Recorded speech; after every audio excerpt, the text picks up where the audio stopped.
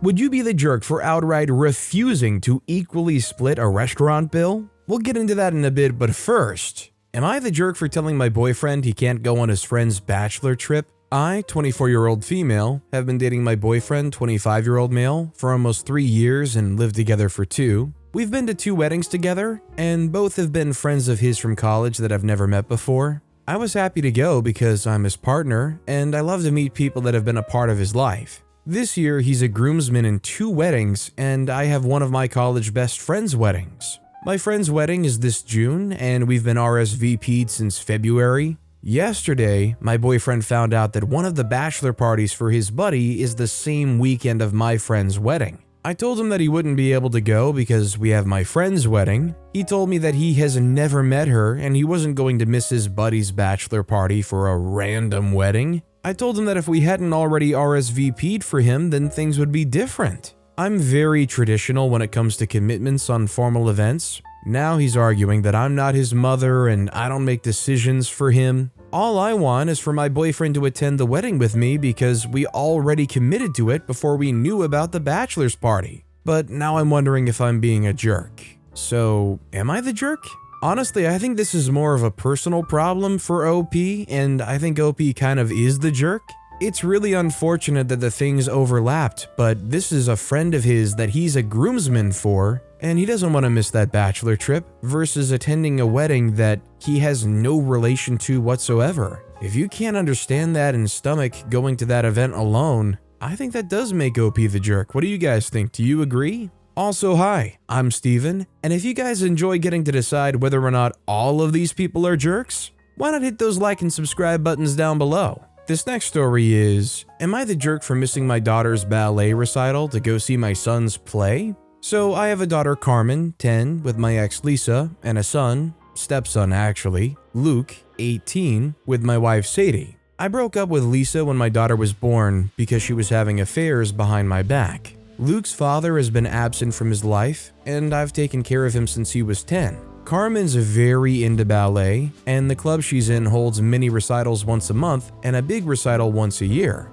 Luke's very into theater, and his club does 4 plays a year. I've been to almost all their events. This month, however, the mini recital and the play came on the same day in a way that was impossible for me to go to both. In the end, after a lot of thinking, I decided to go to Luke's for the following reasons. 1, it's Luke's last play since he's going to college. 2, he got the lead role. I didn't promise either of them that I would be at their thing, by the way. I let them know the day before because I'm in the medical sector and I usually get called in for emergencies or for other reasons. I told Carmen I wouldn't be able to come to the recital and explained to her why. And she was really understanding. I do have to buy her ice cream though. My ex-brother-in-law was going in my place, so I asked him for a recording so I could watch it with Carmen when it was my custody time.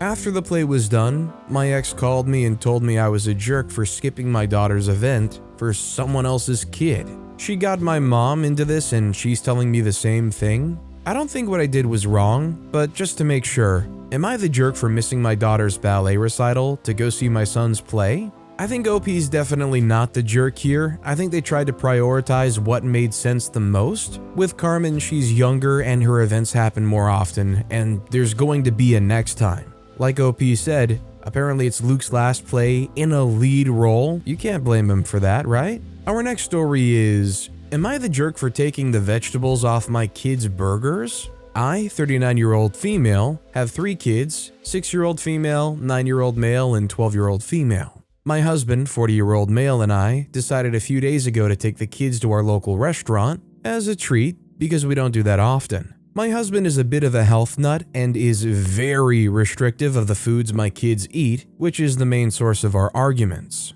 On Thursday, we went to the restaurant and the kids were super excited. The server was asking what the kids wanted when my 12-year-old, we'll call her Emily, said cheeseburger with bacon. My husband butted in and said, with lettuce and tomato. Emily's face immediately fell. My husband didn't even notice and Emily looked super bummed. After the server took our orders, my husband turned to Emily and asked her what's wrong. She said that she didn't want lettuce and tomato on her burger because she doesn't like them. He sighed and said that they've been through this a million times and having vegetables with every meal was super important. Emily looked like she was about to cry. She's neurodivergent and a lot of food tastes and textures really bother her, tomatoes being a large one. My husband doesn't seem to care, which really bothers me. When the food came, Emily didn't even touch the burger. So when my husband went to the bathroom, I took the lettuce and tomato off the burger, put them on mine, and winked at Emily. She grinned and gladly ate her burger.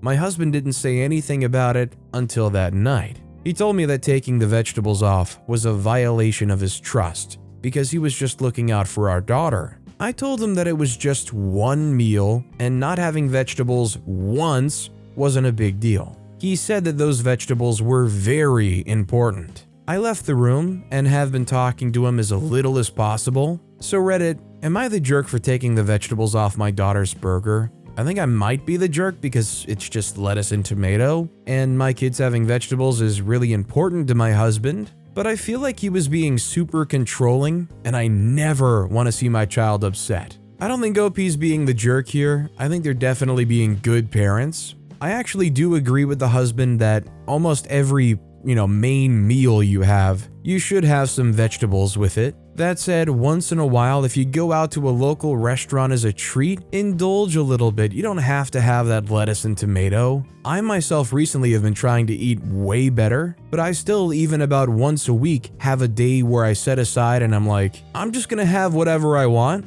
Because at the end of the day, I don't think it's even worth it if you can't have what you want, at least just once in a while. Our next story is, am I the jerk for telling my sister-in-law to stop using my name as her example of a terrible name every single time? My name is RWEN, Ren, 26-year-old female, and I'm married to Jax, 26-year-old male. We've been together since we were 19. I've known his family almost the whole length of that, and generally we're close. The exception is his sister Catherine. She has this thing against my name, and whenever she wants to give an example of a terrible name, she uses my name Ren as the example. First time it happened, my husband and I were still only dating. It was a few months into our relationship, and Catherine was expecting her first baby and, over dinner, blurted out while she and her husband were debating names that she was open to a lot as long as the name was not dumb like Ren.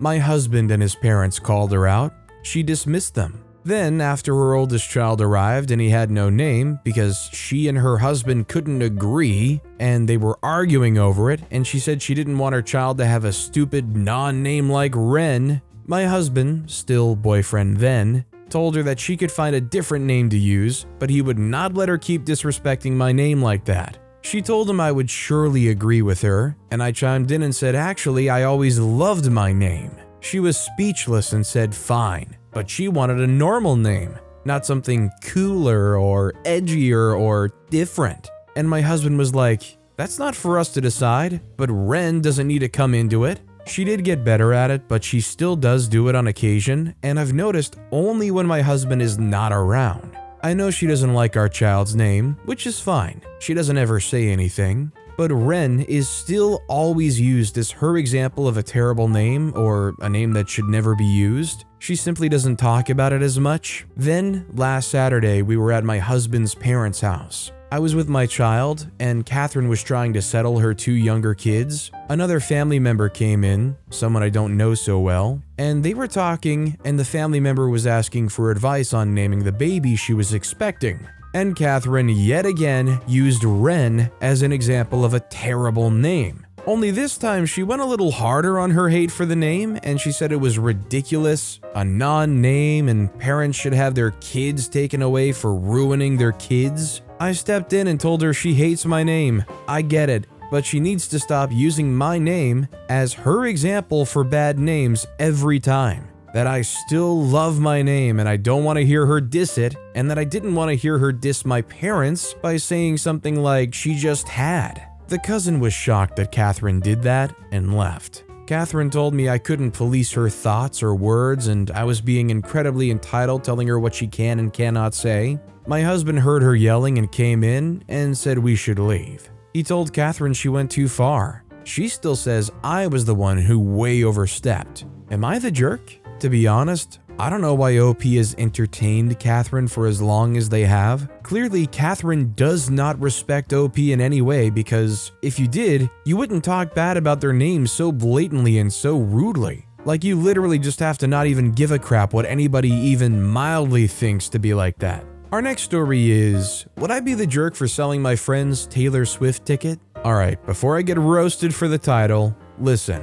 I was the one that sat in that god-awful Ticketmaster queue for literally 7 hours, fighting for my life to get us tickets to a show. I won't specify the show because of the fear of my friend seeing this, but here's the details. When I got our tickets, my friend and I were super close. However, she's become extremely rude and honestly passive-aggressive towards me as of late. I tried to ask her if I'd done something, but she always says no. I've also tried not to let it bother me, but now I'm aware from other people that she talks crap about me behind my back constantly. I believe this is her boyfriend encouraging it because he's an awful person too, but she continues this behavior even when he isn't around to see it. For example, she'll tell me I didn't do something right, and I show her I did do it. She'll get mad at me and not talk to me for at least 24 hours. Or she'll message her boyfriend immediately the second I do something she deems annoying. I truly believe at this point that she's only being nice to me the way she is now because of our tickets. She paid me for hers, face value, and it's still under my Ticketmaster account. If I sell it, it would be face value as well, and I'd be giving her the money back because, obviously, it's her money. I just don't feel comfortable going with her anymore, and she's made it clear, if we go, she expects to ride together and stay together, and, as dumb as it may be, I'm so sick of being treated like garbage because of her. I know it probably seems mean to just sell the ticket and take away her chance of seeing Taylor, but the idea of sitting next to her for 3 hours? Plus the hours that it'll take to drive there, plus any time in a hotel, makes me miserable. She hasn't paid for gas or hotel or anything that she would be out money-wise for if I got rid of the ticket. And again, I would 10,000% give her her money back, because I'm not a thief and I wouldn't steal anyone's money. Please weigh in here because our concert's in around a month and I don't know what to do because I feel like it's a jerk move, but at the same time, I'd be returning her money. So I think this is a really awkward situation where I am assuming OP still wants to go to the Taylor Swift concert, but they don't want to have this awful person who treats them terribly tag along and essentially ruin it. I guess the thing that really makes it tough is they did pay you ahead of time. You would be giving the money back, but it's such a letdown to be so looking forward to something and getting that thrown back at you. But honestly, considering their behavior, they might just kind of deserve it. Our next story is, am I the jerk for not wanting my girlfriend's mother to move in with us? I, 23-year-old male, and my girlfriend, 22-year-old female, have been together for almost 6 years. We just moved into a house that I bought and own a month and a half ago. I'm a first-time homeowner, and this is my first time living on my own away from my parents. She's been living in an apartment for a few years prior to moving in here. We make enough to live comfortably. We bring home around $80,000 combined, and as a result, I was able to buy a pretty big house for the two of us, nearly the size of my parents' home. I alone pay the mortgage and utilities since it's my house. Girlfriend's been generous enough to buy groceries, subscriptions, etc. She also paid for some of the furniture we have when we moved in. The issue here came up about a week ago. Girlfriend's mom, A, isn't well off. She lived in a trailer with her boyfriend, and they broke up a few months ago, so she'd been living with her mom and mom's husband.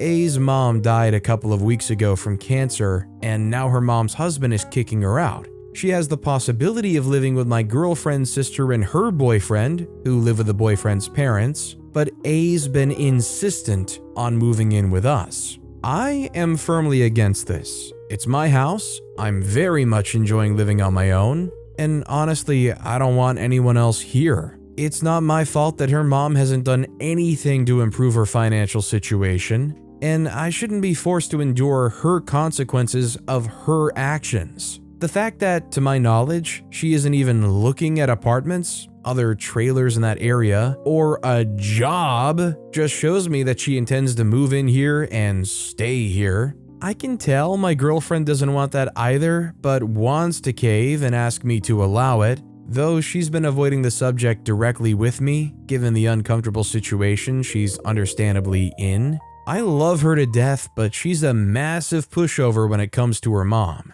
She had me driving to Walmart to get food and cigarettes for her mom when we started dating because her mom was too lazy to. My girlfriend's sister's been saying I'm a jerk because we have a bigger house and can easily take her in. I told her outright, it's not my mom and not my problem, which caused her to throw a tantrum on the phone, and she accused me of trying to make her mom homeless. I've been feeling guilty, but I want to hold my ground. I don't want to enable her mom to sit around here all day drinking. So, am I the jerk? I 100% agree with OP when they say, not their mom, not their problem. She doesn't have any entitlement to OP's house, and as much as the girlfriend wants to try to force OP to have her move in, OP has every right to say, I'm sorry, no. And I think it's honestly very reasonable, situation be darned or not. Our next story is, am I the jerk for not allowing my friends to leave the things at my house? It's my 26-year-old male biggest pet peeve when someone leaves their things in my house or car. I politely ask people to take their things home with them. This doesn't bother my wife at all, but she stands by my childish pet peeve. We are the only ones that host events out of our friend group, and we're the only ones with a pool or hot tub. I asked a friend of ours to bring home their bathing suit, and they said they're just going to leave it at my house since they don't use it elsewhere. I told them I don't like people leaving things behind and that it's a pet peeve of mine. They said I'm being childish and it really isn't a big deal. This individual continually tries to leave their belongings at our house. They called me a jerk for being this way and not letting them leave their stuff at my house since they visit frequently. So, am I the jerk?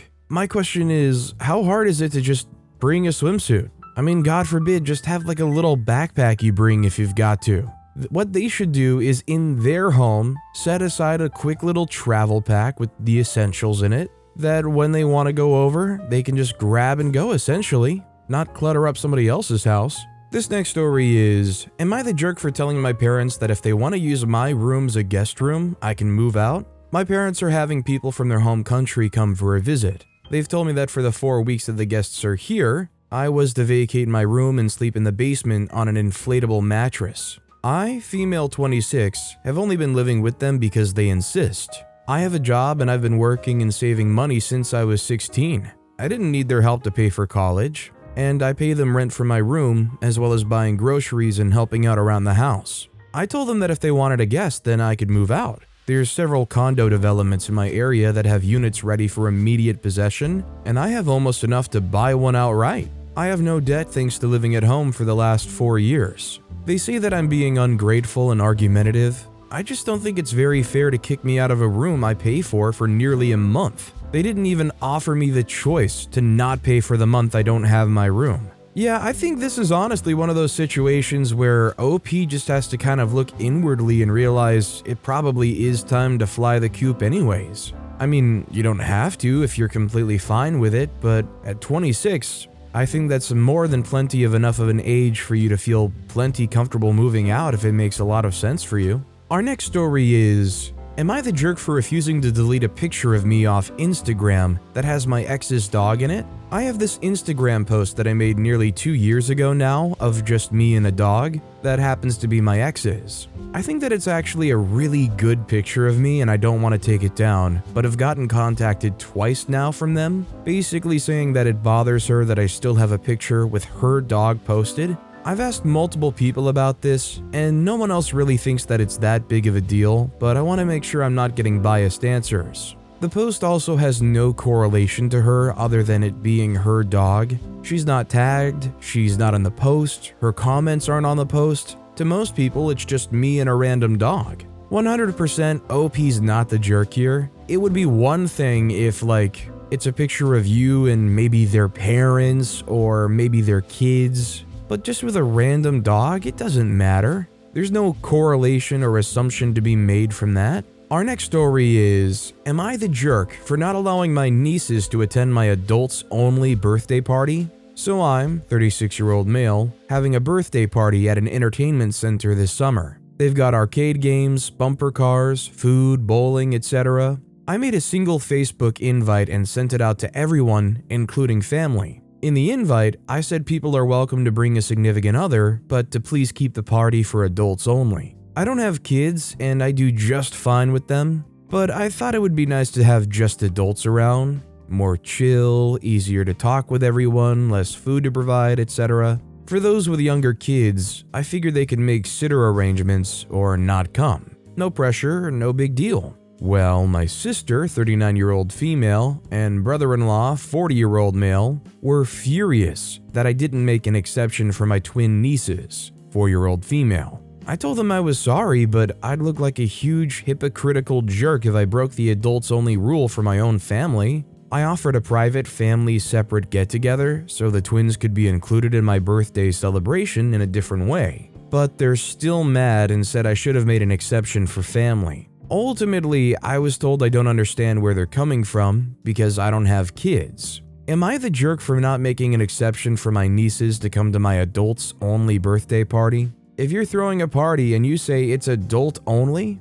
it's adult-only. They're the jerks for trying to insist that somehow it's okay for them to bring their kids along. Our next story is, am I the jerk for telling my daughter I can't support her life decisions? I, 51-year-old male, have been married to my wife Diana, 49-year-old female, for 25 years. And we have 3 kids, Johnny, 24-year-old male, Sally, 22-year-old female, and Hank, 17-year-old male. Sally's decided to drop out of college with 1 year left. Both Diana and I were shocked when she told us, since she's been obsessed with her field of study, biology and ecology, since she was 12. We asked her why, and she said that her and her friend were going to start up an online business, and she doesn't feel that she needs the degree anymore. I will admit that I was pissed, since I paid for most of her college and she only had 1 year left. If she were a first or second year, I would have understood, but the finish line is literally just around the corner for her. She asked if I would give her her last tuition payment as an investment.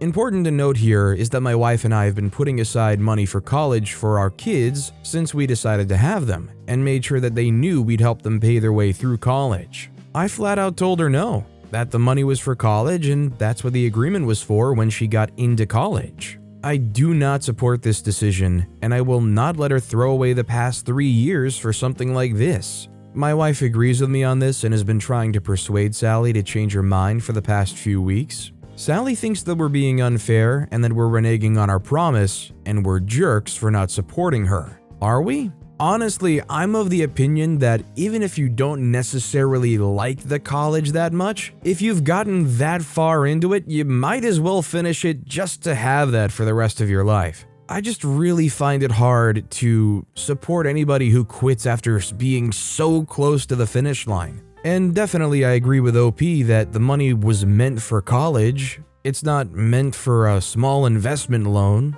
Our next story is, am I the jerk for telling my sister she's entitled to do what she wants for her wedding, but I don't need to attend? My sister is a very classic golden child in our family. She was the first girl, and my mom always wanted a daughter. My older brother was a disappointment to mom, and when I, the second girl, came along, mom already had her perfect daughter, so she never had much time for me. Our dad was one of those dads that worked all the time and left all child raising to mom and was not much of a family man. My brother and I are close. Our sister likes to use us, but she only ever wants us for what she wants and has never been a good sister to us. A few times, she was upset to be left out of something, and if we ever felt bad, it soon faded because she would try to make the rules for everything. She didn't change as an adult. We barely pass ourselves with her, but she's tried to make us a huge part of her life. Being part of her life isn't really rewarding though, so I keep my distance. So does my brother. She got engaged a few months ago. She asked me to be her bridesmaid, and in the same breath, told me I would need to change my hair. I have my hair dyed, would need to get used to wearing heels, never liked them, never wore them, cannot walk in them, and she told me I would need to join her for 5 a.m. yoga wedding planning every Tuesday and Thursday. Oh, and I would need to take 2 weeks off work around the wedding to prepare and get everything set up. I turned down the bridesmaid invite. When she tried to get her wedding date finalized, she asked my brother and I when we would be free, and she told us to take into account that we would need to rent fancy cars or a joint car to drive to the place. She had a list of cars she found acceptable because she wants all her guests to arrive in style. She also told us that we would need at least $4,000 saved to afford everything she was planning. She also wanted to do a family gathering the night before the wedding at the venue, and that would require paying money to take part. And this place is expensive even on a crappy day. My brother told her any date would work and not to worry, but he was being sarcastic. I told her not to plan her wedding around me because I could never afford that stuff, so it would be best I don't go. My sister didn't take me seriously, but then when I RSVP'd no to her wedding, she called and asked why I'm judging her wedding and why I won't go. I told her she can do what she wants, but I don't need to attend, and I'm not going to run myself into the ground to follow the rules of her wedding. She told me I'm her sister. I should attend her wedding. Am I the jerk? I think in most situations, if you can attend your sister's wedding, you should go. But when it's so inconvenient and inaccessible and hard for you to adapt to it, it becomes very reasonable as to why you don't go. Like, if you're expected to save $4,000 up to just spend on attending this wedding, I think you're gonna have a hard time finding anybody that wants to show up. Our next story is, am I the jerk for not wanting to pay an equal portion of a restaurant bill when I barely ate anything? To preface, I did pay my share of the bill, didn't argue or put up a fight. I'm just curious if I'd be the jerk for not wanting to pay an equal share. So for starters, I was invited by a friend, Sam, to go eat with their friend group at a restaurant in the city. After being very sick for years, I found out that I have a health condition that makes it so I can't eat certain foods. I now manage the condition with a strict diet. However, restaurants are tricky because they don't all have the ability to be accommodating. And I also don't want to be that person and make a big fuss about it and demand special treatment. I'm an introvert and I'd rather not go out to restaurants at all. But Sam, knowing all this about me, assured me that the restaurant would have options for me. So I agreed and Sam made reservations for our group, which had 5 people. Fast forward to the actual restaurant, they not only lacked options for me on their menu, but there were 0 nutrition labels or ingredients lists. The staff didn't even know what exactly goes into the food. Just based on the pictures, I ordered a fish soup bowl, but I immediately had a reaction when trying it, so I couldn't finish. I ended up ordering a dish with half of the food taken out, which was basically just a pile of loose meat. So I asked to have it boxed up so I can eat it later with special wraps. The server quickly handed me a waxed paper box and walked away. So after putting away my own food, I had to sit over an hour waiting for my friends to finish. The manager purposefully made a point to avoid our table and spoke to us only through her staff. It was bizarre. Sam then gets the bill and pays for it on their card. I didn't see the bill, so I asked Sam if all was well, and they briefly said we can go into it later, but it was not brought up again. I didn't think much of it until a week goes by. Then I get a message from Sam with a photo of the receipt. There was no request to pay, but I already knew that this was Sam's way of telling me they'd like me to pay something. The bill with tax was $180 and the tip was $55, so in total Sam paid $235. As far as what I ordered, the fishbowl was $15, which I didn't even eat, and the loose meat was another $15. I also only drank water while everyone else drank alcohol. So I sent $30, which I thought was more than fair considering what I actually ate. But then Sam passive-aggressively asks me if I looked closely enough at the tip.